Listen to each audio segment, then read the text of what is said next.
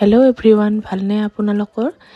আজি মই লৈ আহিছোঁ সজিনা পাতৰ এখন চব্জি। এয়া মই ল'লোঁ সজিনা পাত আৰু এইখিনি ভালদৰে ধুই লৈ লৈছোঁ আৰু এতিয়া এখন কেৰাহী পাতি দিলোঁ।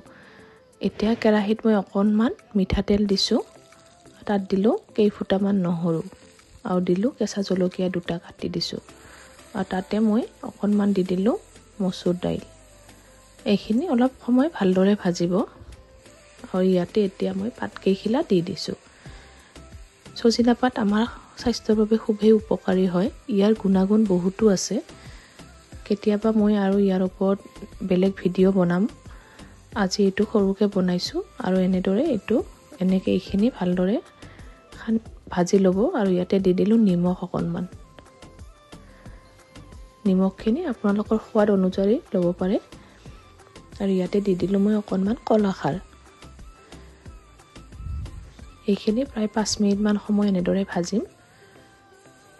তাৰপিছত ইয়াতে ঢালি দিলোঁ পানী এবাটি। এইখিনি এতিয়া মই ভালদৰে উতলিব দিম যাতে দাইলখিনি সিজি যায়। তাৰপিছতে এই শুকান মাছ কেইটামান মই দি দিছোঁ। আপোনালোকে নিদিবও পাৰে, নিৰামিষ খালে মাছকেইটা এভইড কৰিব। এয়া প্ৰায় হৈ গ'ল মোৰ এতিয়া এই চব্জিখন। এনেদৰে বনাই খাবচোন, কেনেকুৱা পালে জনাব। ধন্যবাদ।